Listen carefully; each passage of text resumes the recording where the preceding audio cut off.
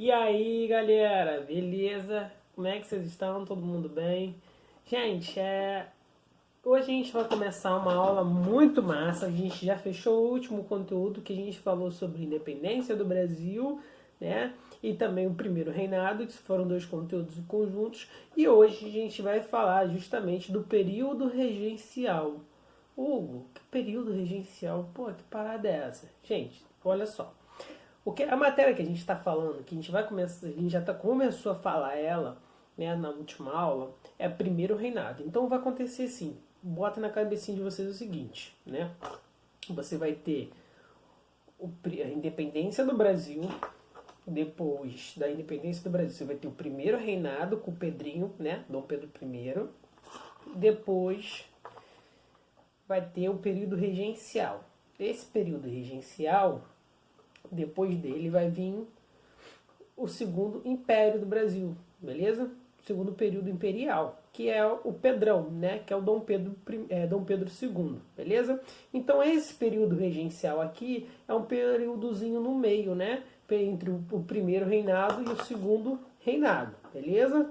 Todo mundo entendeu? Espero que todo mundo tenha entendido. Esse papel, essa parte do primeiro reinado, galera, é extremamente importante, porque sem ela, né, se a gente entender esse meiozinho aí, a gente não consegue entender como é que terminou o primeiro reinado e também os grandes problemas que vão ocorrer, não só no Brasil nesse período regencial, mas também depois a gente vai ver no segundo reinado, beleza? Então olha só, a gente tem que entender isso. Então olha só, eu coloquei para vocês primeiro esse quadrozinho conceitual aqui, ó, maneiro que eu fiz para vocês. Esse quadrozinho aqui, ó, vocês vão estar lá baixando aí embaixo nos arquivos, show? E aí, o que vai acontecer? Eu quero que vocês copiem esse quadro regencial. Eu vou pedir todo mundo depois tire foto e manda lá no grupo, beleza? Vocês vão parar, vão baixar, vão copiar, porque o copiar também é bom, faz parte, é um exercício. E eu vou querer ver justamente isso copiado no caderno de vocês. Porque se deixar no celular, vocês perdem, vocês não estudam. Então eu quero que vocês façam justamente esse quadrozinho conceitual, beleza? Então vamos lá, galera. Todo mundo já copiou bonitinho, então vamos começar a acompanhar. Ah, outra coisa, eu vou dividir essa aula em duas partes, por aqui, para não ficar muito grande, para não ter tempo, para a gente ter tempo também de tirar dúvidas, tá bom? Então eu vou falar até a parte 4 desse quadrinho, né, que a gente vai falar sobre grupos políticos, que aí eu vou parar aí para esse quadro não estender muito, tá bom? Vamos lá, galera. O primeiro ponto que a gente tem que ir é esse primeiro quadrinho. Então vocês vão acompanhar esse mapa que eu coloquei para vocês pela ordem. 1, 2, 3, 4 até o nono, que aí eu desfecho justamente de tudo, beleza? Então vamos lá. Primeira parte disso, né, é a abdicação de Dom Pedro I. Dom Pedro I está aqui no primeiro reinado, numa confusão e tal, não estava tendo apoio suficiente, estava ocorrendo vários conflitos, né, internos, ocorreu a Confederação do Equador, estava ocorrendo também a guerra na Cisplatina, lá no sul do Brasil, né, contra a Argentina, e é aí o momento também da criação do Uruguai, nesse período. E o que vai acontecer? Ele estava ali insatisfeito e tal, tava vendo que as coisas não estavam andando. Ele falou, pô, caraca, se eu pudesse sair desse quinto dos infernos, que eles chamavam, que o Brasil um período de quintos dos infernos, né? E aí ele falou, o que há de fazer daqui? Como eu posso sair? Como eu posso sair? Deveria ter uma solução que eu pudesse mexer daqui e partir de novo para lá, para a terrinha, para Portugal. E assim que ele pensava, beleza? Aí, cara, quando a sorte vem, aparece, ó, o Pedrinho nasceu sortudo, nasceu na estrela, ele tinha uma estrela. Aí o que acontece? O pai dele acabou morrendo, Dom João VI acabou morrendo e deixando justamente o trono vago, né? Só que o trono estava vago e aí o Pedrinho estava aqui, pô, com o Brasil e tal. Quem iria assumir o trono era o irmão dele, Dom Manuel. Mas só pode assumir o filho mais velho, esse é o correto, né? Só que o Pedrinho lá atrás, ele não abriu a mão do trono de Portugal. O que ele fez? Ele, ó, não, eu vou ficar aqui na minha, se alguém precisar lá, eu vou lá. E aí ele aproveitou toda essa insatisfação que teve aqui no Brasil, teve uma coisa chamada Noite das Garrafadas, que o pessoal já estava boladão com o Pedrinho. E aí começaram a jogar garrafas em frente ao palácio, né, enquanto ele fazia uma festa. E aí foi um momento que ele falou, ó, então tem que sair daqui, voltar para Portugal e assumir justamente o trono que agora está lá vago, né? E aí ele vai lá e assume, né, justamente o trono lá em Portugal, abrindo mão justamente do trono aqui dele no Brasil, beleza? Ele deixa de ser imperador do Brasil para assumir justamente o reino de Portugal, beleza? Então, o primeiro fator é a abdicação lá do Pedrinho, Dom Pedro I, em 1831, para assumir em Portugal, né, e deixa o trono aqui vago. Mas só que ele deixa o trono vago, alguém precisava assumir. O que ele fez? Ó, quem é que vai assumir? O filho dele mais novo era justamente Dom Pedro II. Esse sim é o Pedrão, porque vocês vão ver que ele é diferente do pai. O pai é meio vacilão, né? Então por isso então vamos falar do Pedro II como Pedrão. E aí o Pedrão tava lá de boaça e tal, pai, e aí ele é novinho, garoto, tinha 9 anos, ele não poderia assumir, né? Então o Pedrinho, Dom Pedro I, vai lá e, o José Bonifácio, vem cá, tu não quer cuidar do meu filho por esse tempo, não? Eu vou dar uma viagem ali e tal. Aonde, o Pedrinho? Pra onde tu vai? Ah, vou ali em Portugal assumir o trono. Você toma aí conta do Pedrão, tá bom? Aí o José Bonifácio, pô, eu posso me dar bem com esse moleque. O que ele faz? Não, tá bom, concordo. Só que a política no Brasil, já nesse período, né, a gente vivia numa monarquia com poder moderador, onde você já tinha um Senado, tinha um deputado, eles entendiam que deveria justamente dividir esse poder, porque quem deveria assumir o trono, né, de imperador do Brasil deveria ser justamente o Dom Pedro II. Só que ele ainda era muito novo, ele não tinha idade, né, só poderia assumir com mais de 18 anos, ele só tinha 9. Então todo mundo chega no consenso, né, e eles pensam numa coisa chamada de regência, né? E aí dá início justamente ao período regencial em 1831. Mas Hugo, o que é esse período? O que é essa regência? O que é regência, né? Regência é aquele que rege. Vocês já viram um cara que tá assim, tem uma banda, tem um cara que fica lá na frente assim.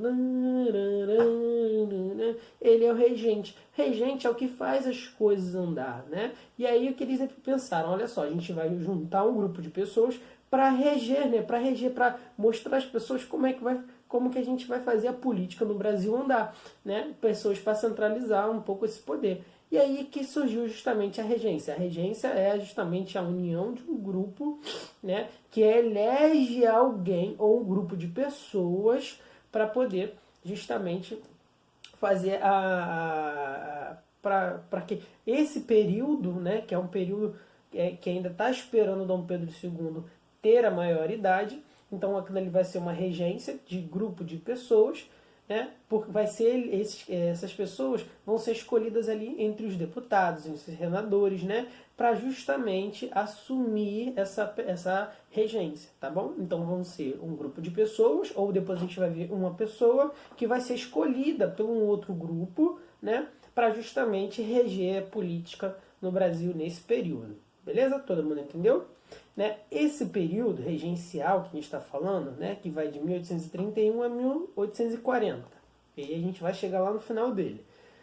A gente vai ver que ele é marcado por uma coisinha que eu coloquei para vocês aí, chamado de experiência republicana, né? Por quê?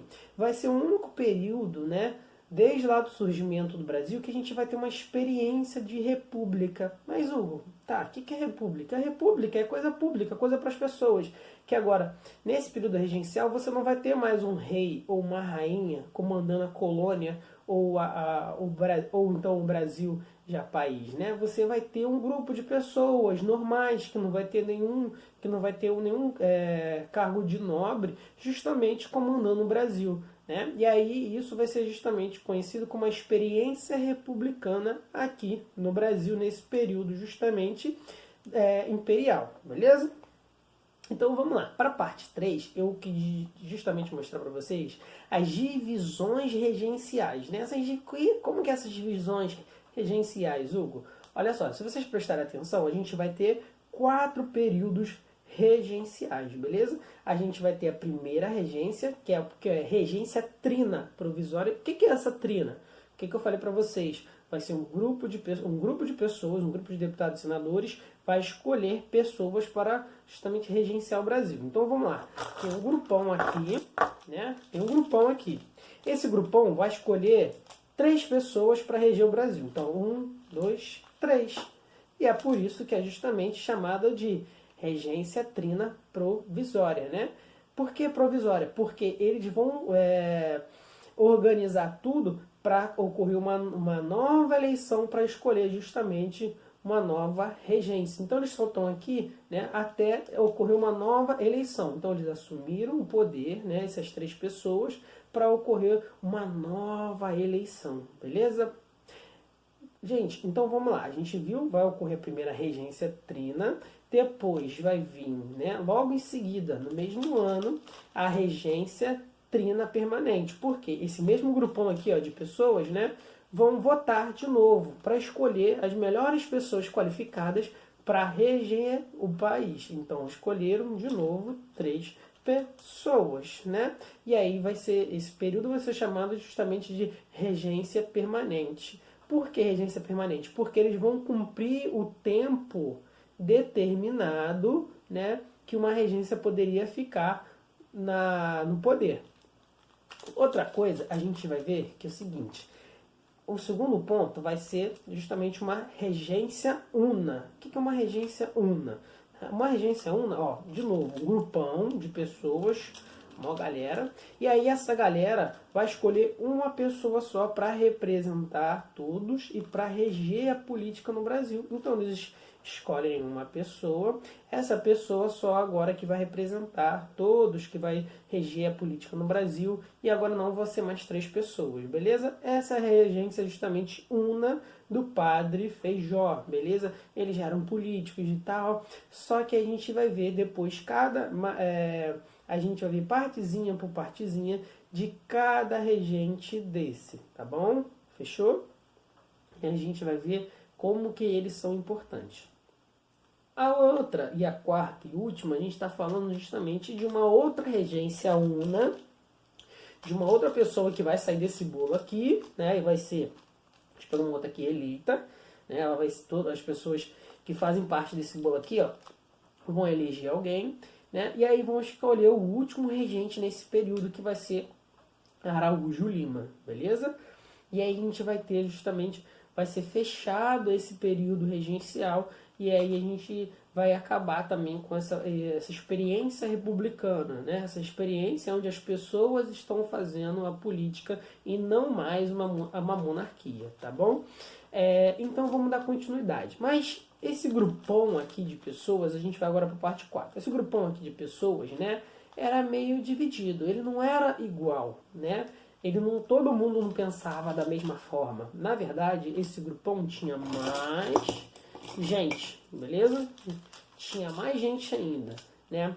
Isso daqui era justamente os grupos políticos no Brasil nessa época. Como assim, professor, grupos políticos?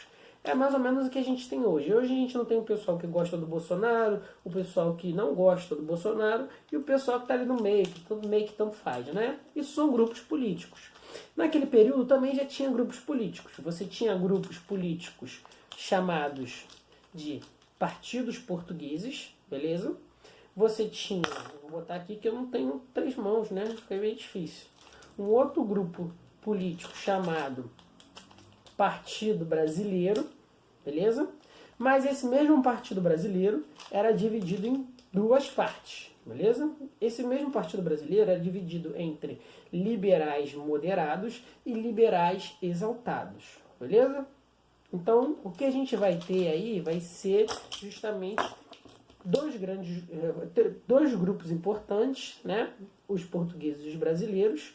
E nos brasileiros a gente vai ter também esse mesmo grupo dividido em 2. E aí, se vocês observarem muito bem aí nesse mapazinho mental de vocês, a gente vai ver que, né, que eu botei demonstrando muito bem, direitinho, tudo certinho aí para vocês. Galera, então vamos prestar atenção numa coisa, né? O que são, primeiro, vamos voltar. O que é esse partido português? Esse partido português é feito por pequenos comerciantes, burgueses e tal, pessoas ligadas justamente à antiga administração colonial, né? E aí são filhos de portugueses diretos, né? Vindo lá da Europa. E o que vai acontecer? Eles são chamados justamente de restauradores ou de caramurus, né? Eles queriam que justamente o Pedrinho, que foi lá para Portugal, retornasse. Por isso que eles são chamados de restauradores. Por quê? Eles queriam restaurar justamente a antiga ordem política no Brasil, liderada lá pelo Pedrinho, beleza? E ele, por isso que eles são restauradores, mais conservadores e tal.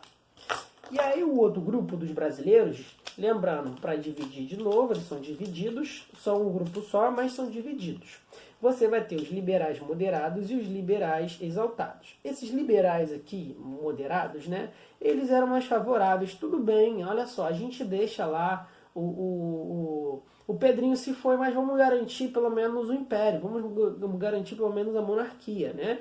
E aí, olha só, o que a gente vai fazer? A gente vai manter as coisas do jeito que estão, né? Por isso que eles são moderados, eles são liberais porque ainda querem justamente direitos de liberdade e tal, que o Estado não intervenha um tanto, que não venha de novo o absolutismo e se mantenha justamente uma Constituição, só que eles também são favoráveis a uma monarquia constitucionalista, uma monarquia lá do Pedrinho e que passe pro Pedrão, beleza? Então por isso que eles são moderados, né? Eles que meio que controlam a galera ali no meio da bagunça. E do outro lado, você vai ter justamente os brasileiros exaltados. Por que eles são exaltados? Porque eles eram bolados, eles eram muito revoltados, galera. Eles estavam boladão com isso, né? E eles viam nesse período regencial, né, toda a oportunidade ali de se livrar justamente da monarquia. Olha, o rei não tá aí, não tem rei e tal, vamos aproveitar, vamos logo botar uma república, vamos logo... Eles queriam acabar justamente com a monarquia no Brasil. Mas eles queriam acabar com a monarquia no Brasil não pela guerra, eles queriam acabar com a monarquia no Brasil justamente pela política, beleza? Fazendo um jeito que eles achavam mais correto, que era utilizando justamente a política, usando o voto, usando justamente o diálogo, né? E aí é por isso que eles também eram chamados de liberais exaltados, porque eles queriam justamente o fim de uma monarquia, mas também eles buscavam a república, beleza? Então por isso que eles vão ser liberais, mas justamente exaltados, entre parênteses, republicanos. Beleza? Gente, espero que vocês tenham entendido até essa parte. Espero que vocês tenham baixado também esse conteúdo. É bem interessante, porque deu um trabalhão para poder fazer para vocês, mas eu faço com todo carinho, com todo amor, para que vocês entendam direitinho. Vou ficar aqui no grupo para tirar qualquer dúvida de vocês e espero que vocês tenham entendido muito bem essa aula. Gente, valeu, um abração para vocês.